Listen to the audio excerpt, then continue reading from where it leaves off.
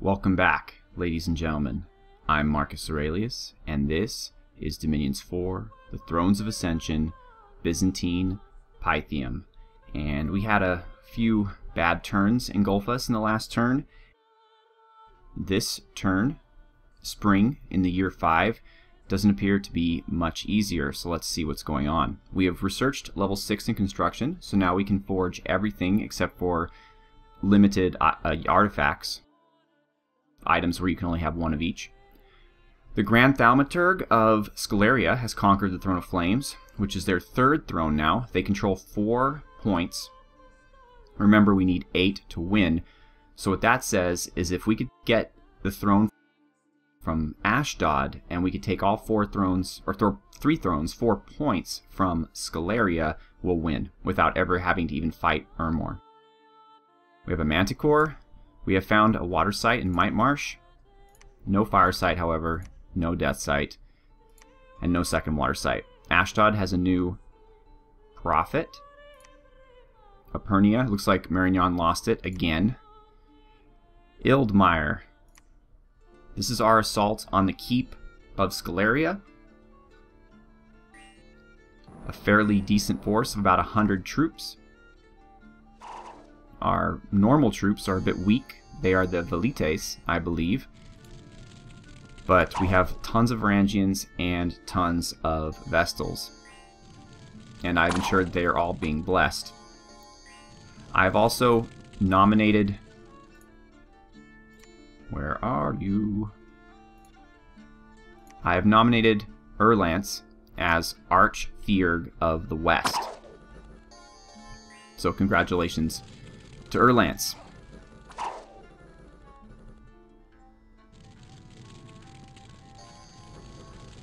I like how this army is setting up. I like how the Velites are kind of being used as a shield to take the initial attack, while my Varangians and Vestals come in from the flanks.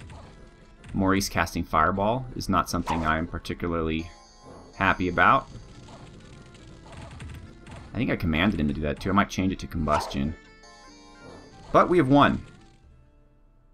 And luckily for us, we only lost 2 Velites as a result of it. So we are now laying siege to that castle. Forest of Idun. Looks like Marignon was beaten by Scaleria. Ulfia. Now here's where things start to get a little negative. Oceania has decided once again to resume hostilities with me and to take over my lightly defended provinces. And they summon bugs like no other. I mean, just look at this. Apparently they loaded this guy with enough nature gems to summon bugs, I think 4 times. It's just ridiculous. I mean, I'm glad they're wasting their gems on province defense, but I don't like the sound of that. Then we have Solam. Oh, and then the attacks in the Promised Land, which is also to the south. We had a much bigger garrison here of 25 units, but the end result was the same. And then in Solam, the Giants attacked a province without defenses, and we are left with nothing there as well. So we lost 3 provinces in 1 turn. Sylvania. In this case, it looks like Marignon was completely destroyed, and Scaleria is back on the attack. Now this was a mistake. I had arranged a number of alchemists and some troops to attack the heroes at Cimmery. I had recalled them at the last minute because I didn't think we were ready, but the commander didn't get the order. So I basically threw away the lives of a number of Varangians and Vestals, probably about 2 turns worth of them. Now, the only benefit I could see from this fiasco was we were, as a result of this, able to take out 2 of the heroes. We took out the Dark Knight, who you're looking at right here, and all of his items, which is great, although some of the other heroes may have gotten them. But he has a Horror Helm. He has 15 fear, so getting rid of him is actually quite a good thing. And he's gone. And so now next we're able to take out this guy, Fang, the Troll Archer. Bogus and the Troll Mage survived, as did their Human Mage, wherever he is. But we were able to take out 2 of them, so that's progress. Okay, so what have I done? That we're sieging here, the 100 troops. I'm letting them sit there. I'm hoping that Ulm continues the peace with us. They've taken the province north of their capital, which is here, so I'm hoping they leave well enough alone or go after Scaleria, which would be exceptional. Scaleria has about 100 units here, mostly Vaetes, which I believe are little goblin creatures. I'm not too worried about them. I think that my Varangians should be able to tear them up pretty effortlessly. We are very strong in our border forts. Here in the east, Crazy Man is being assisted now by Marius Tacitus, the new Domesticos, and Moff. And we have some slaves, so Moff will be able to Divine Bless, and that's about it right now. She's Sermon of Couraging, a few more slaves, and she'll be able to Fanaticism, which is much harder for the level 2 Theurgs. They need 8 slaves to do that.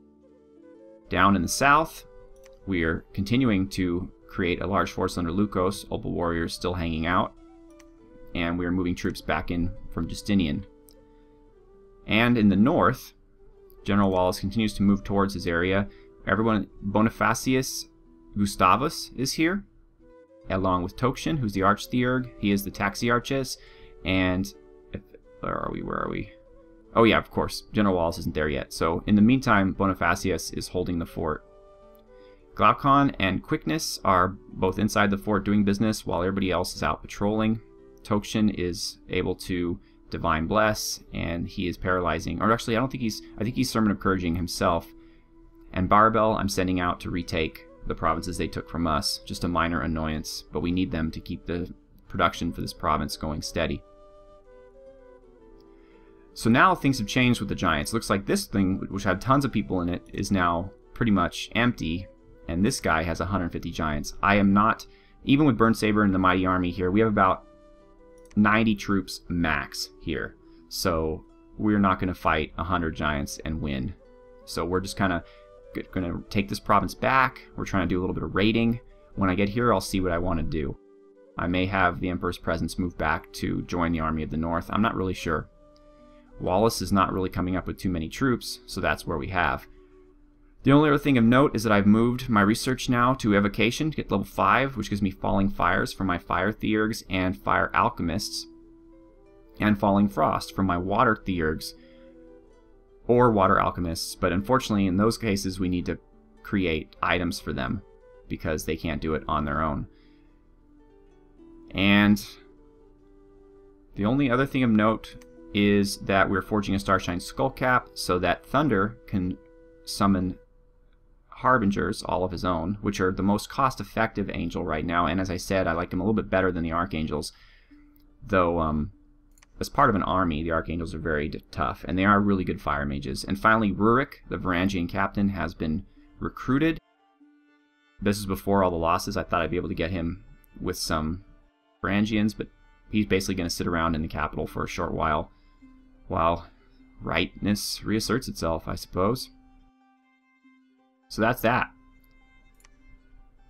Let's see if my preparations and decisions were good ones to stem the tide of this. This is now marking the second year, or second month that the throne is outside of my hands, though not in the hands of my enemies.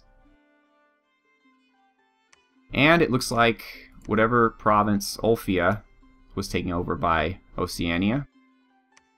Great. I don't think we found anything, so it doesn't really matter. And Yildmir. So they are attacking us to try to take us off that fortress. They're attacking with just the Vaetes by themselves, which was pure foolishness, and I don't expect anything from these guys. They might kill a Velite or two, perhaps. But, yeah. And they're already running. So, end result, we lost 1 Velite, killed 50 troops. And Sirna, looks like Marignan got it back. Actually, I can't even really tell. Pernia, this one looks like Marignan got it back from Ulm. Oh boy, I hope that that was a mistake, and they were maybe attacking Scaleria, who at the same turn was beaten by Ulm, because if we're with Ulm now, things are about to get very tense for us. Especially in the south, where Ulm is very strong. Here we are. Well, this was not expected. Oh my. Oh my. We are in no shape. No shape whatsoever to fight this army. We do have 2 gnomes casting destruction, but they were not supposed to. I mean, I'm glad. I guess I'm fighting them outside of their castle as opposed to inside the walls, but this is, well, we'll just see how it goes, I guess. This may be the death of many of our heroes. I'm feeling much better that we have an Archangel here, although they have their own angel here, one of those Molochs or whatever. And where did he get to?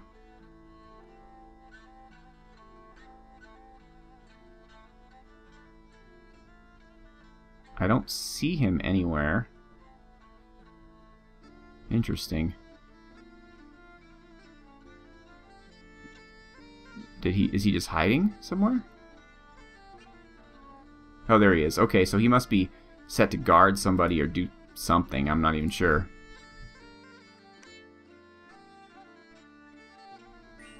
But this is going to be tense. This is basically an army of well-trained commanders, but not so good troops versus exceptional troops, but probably not so good commanders. And Burnsaber is leading a communion, but it's not really an offensive communion. It's more to boost the morale and spirits of my men. The Alchemist Flames are starting to do a little damage, hopefully poison the giants.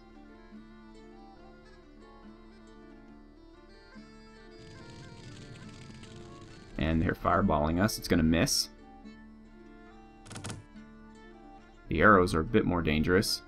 Not for my men. I don't really mind that, but my lizards. And my alchemists slightly behind them.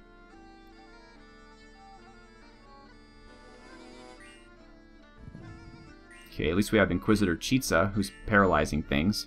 Although, the Griffin wasn't the best choice for that, but he'll continue to do that throughout the battle. We do have Nilex buffing our slaves, so if you look at them, we should see Bob has Reinvigoration 4 and Regeneration 10%. So, hopefully that will protect him a little bit. Although when you really think about it, if he's losing like 20, 30 fatigue a turn, Reinvigoration 4 is not going to do too much. And the battle lines are joined. Most, well, not most, but a lot of my Varangians are ethereal. I count 13 of them. Okay, we're starting to take down their armor. A few of our stronger troops are engaging the giants to the north.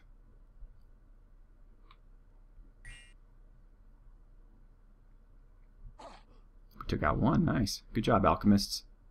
But it would be really nice to get the alchemists to start casting Falling Fires and Falling Frost. These alchemist fires, it's a nice spell, but it just has limited range in the sense that it at most can kill one guy. The Varangians have engaged, at least the northern portion of them. The southern portion continued to run forward. Dragonstrike should be going out at any minute. Our leaders are safe with their guards and their vessels in training. Where's Declonius? His negative morale effect. I don't think he's close enough to the lines to have the morale effect happen. I might want to move him up a little closer.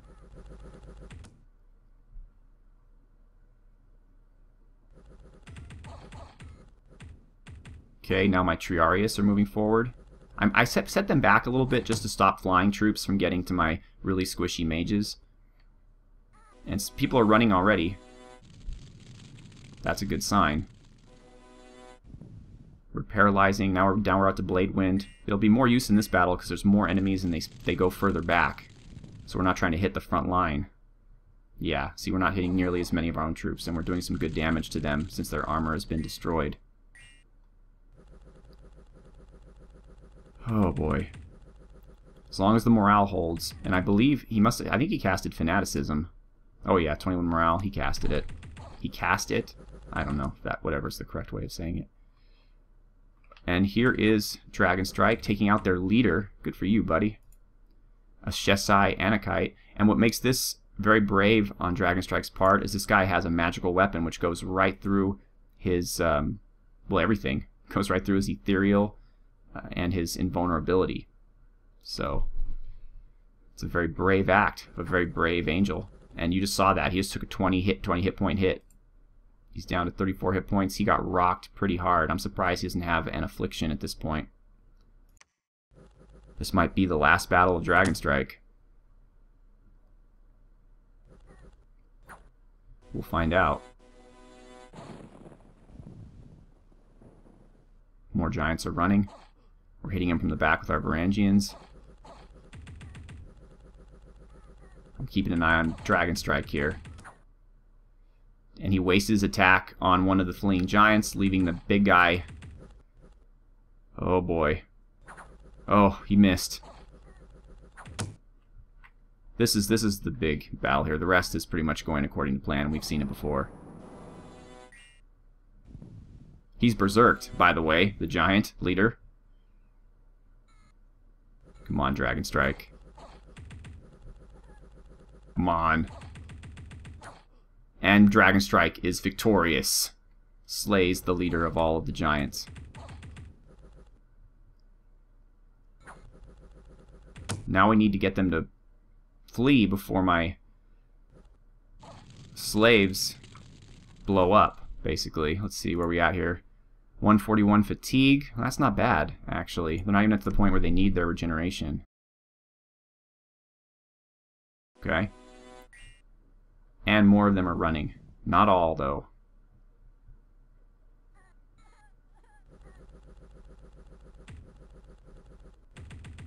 I wonder what Dragonstrike's next target's going to be. Okay, he's moving to the front to engage another one of the head. Oh man, this Dragonstrike just doesn't want to live. He's just not interested in life. Come on, Varangians. Oh, wow. Dragonstrike took another big hit, down to 18 hit points. Come on, flee.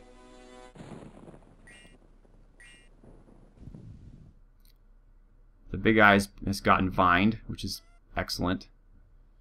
Come on. Their morale is exceptional. Big guy's down. Okay, flee! Dragonstrike can't take much more of this. Oh, what are you doing? Why are you running to the front?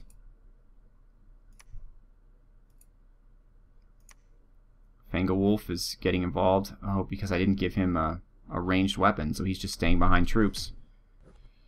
Oh boy, come on guys. Oh, Healing Light. Did it get Dragonstrike? That would be exceptional. It did.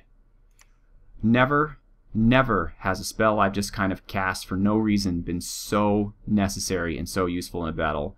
Reggie, thank you so much for that, buddy. You just saved Dragonstrike's life, which I'm sure he will repay to you by always looking out for his little lizard buddy.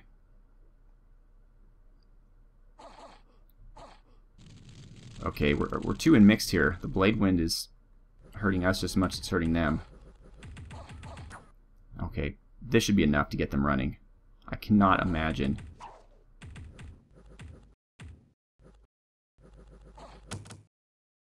Okay, slaves are still alive. Barely. They're now at 200 fatigue. They're starting to take damage. And Ashtod's armies are routed. Hoo boy. Hoo boy.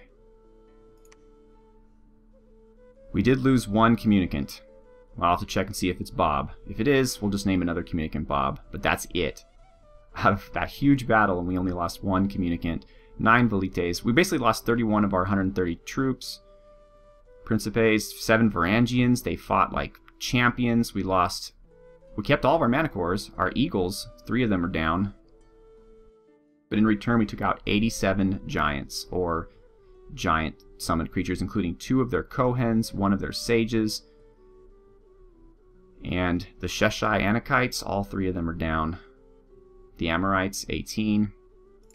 That was a great battle. That was a great battle fought by heroes. Promised Land, Barbell. Dragonstrike, buddy, you have got balls of steel. That's all I gotta say about you. Well, that, and I need to get you some better items.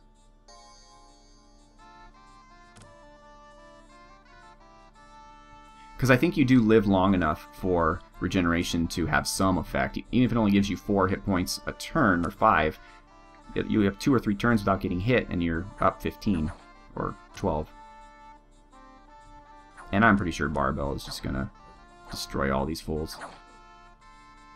Oh, I don't know if I mentioned, but Barbell is a hero now. He has heroic toughness, which gives him extra hit points. Ivermark, really? You're attacking Fort Wallace, Oceania? That was the first bad move you've made. There's our hill giant, everybody. Say hello.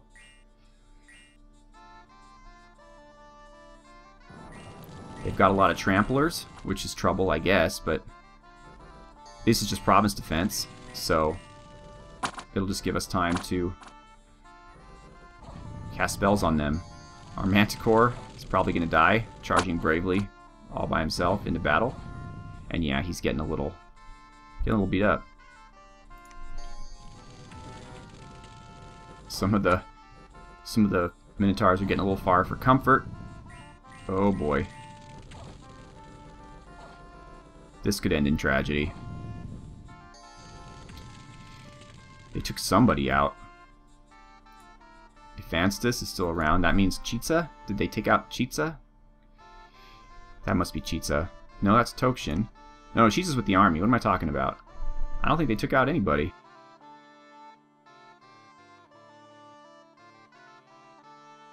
Oh, there's Gustavus. So if we can get him out, if we can take this Minotaur out before he hurts Gustavus, that would certainly be... And we did. Excellent. And Ephanstus, just hold tight, buddy. I don't know what exactly he's going to do. Ah, very good.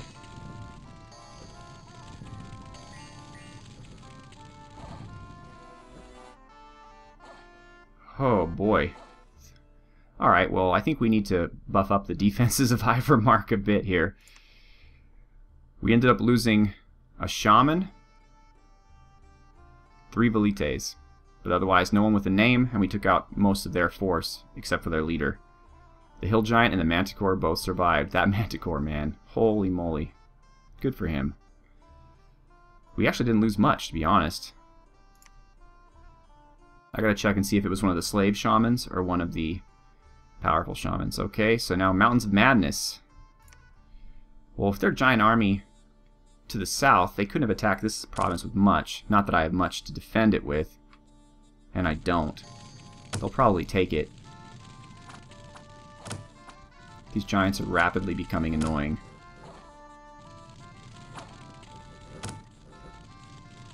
Come on, guys. Now, maybe with some morale they would have been able to hold them off, but...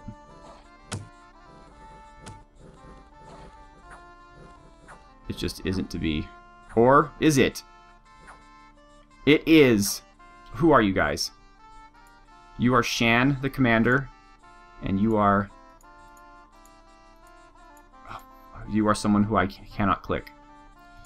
You are Decimus, the centurion, who, for the glory of Pythium, took a limp. You will forever be heroes. I cannot command you because you are just province defense, but that was one of the most beautiful things I've ever seen. Rot Marsh, growth and luck. I like it. We found a fairy. Population minus 50, province resource plus 25. Sure, take it. We took out a sneaking enemy. We're still destroying the gate. Alright. Well, that's where we are. You saw that magnificent battle. That was truly heroic.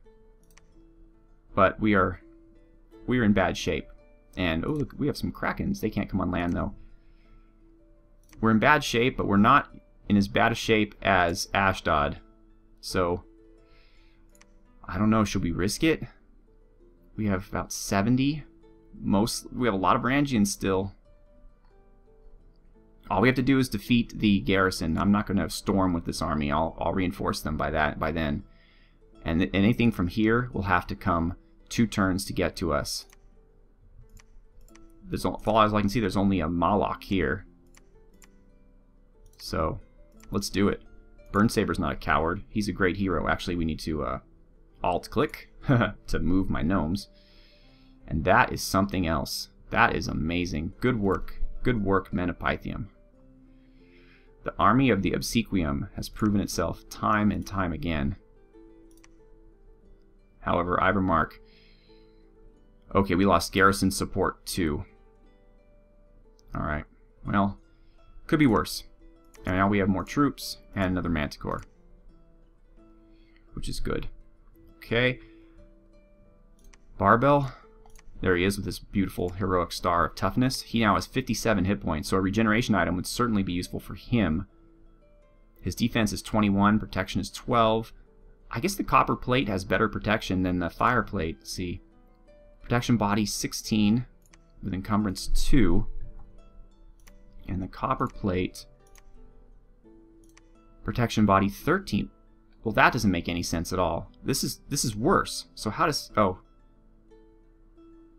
Someone must have Legioned of Steeled him or something. Or maybe he got hit with a protection spell? Either way, okay. Alright, so Fireplate's actually better. And Promised Land. Is it even worth putting a Promised Defense? Just 5 guys, so they can't attack it with a scout. And that's where we stand. We're still hanging out here. Since they attacked us with their troops, there's not much in this province to deter us. Although they must have something inside the gates, because obviously we are having trouble getting through. I think...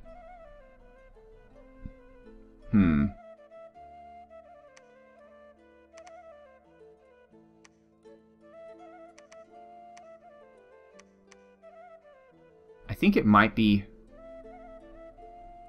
a good time for Lukos to show his camaraderie and help his brothers to the west, because the south is not really under attack, directly anyway.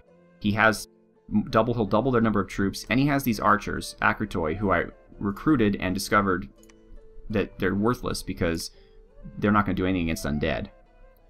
So what kind of time would this take? 1, 2, 3 turns. Well, the thing is, though, by the time he gets there, the siege will be over one way or another. Darn. By the time any reinforcements get there. What do we have here? Just a few guys. We could send Orsilochos just to pick him up.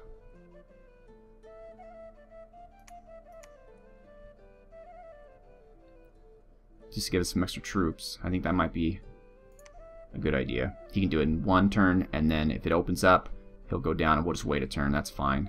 Meanwhile, Phaistos will go here. I've avoided that big garrison right here because they were able to get my guy the minute he walked in last time. Actor has made it through. I'm just trying to take a look and see what's going on. Ulm has a lot of castles. That's their capital right there, Griffin Spires, which is a cool name for a capital, I think. Ermor, as you can see, dominates this central portion of this, what would you call it, peninsula, with Ashdod to the north. And I don't know if they're fighting Ashdod or what. Okay, here's Polydoros. The local defense is well organized, but he's hanging in there. Move Calator back. Well, actually, they're well organized here too. But, I mean, what am I going to do? Everywhere they're well organized. Calator will just stay here since Polydoros can view this.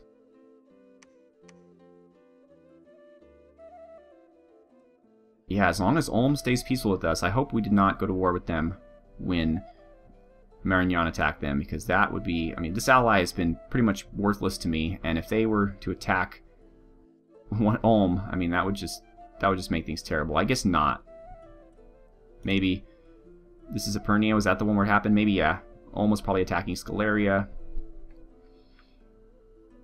Ulm has control of 1, probably 2, 3 thrones. There's Scaleria's throne probably here, or it could be Ermor's. Scaleria definitely controls this throne. They definitely control that throne. So where their 3rd throne is, I am not entirely certain. Maybe one of these two, if they've reached that far.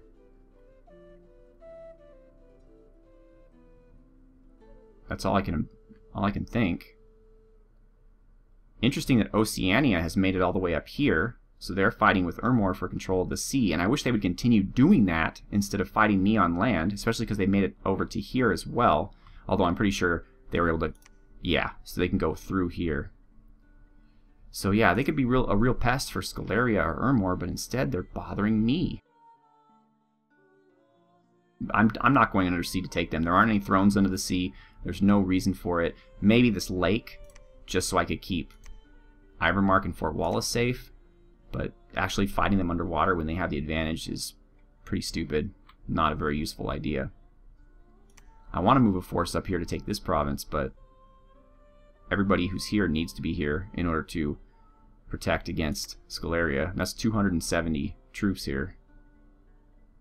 So that's the purpose of them.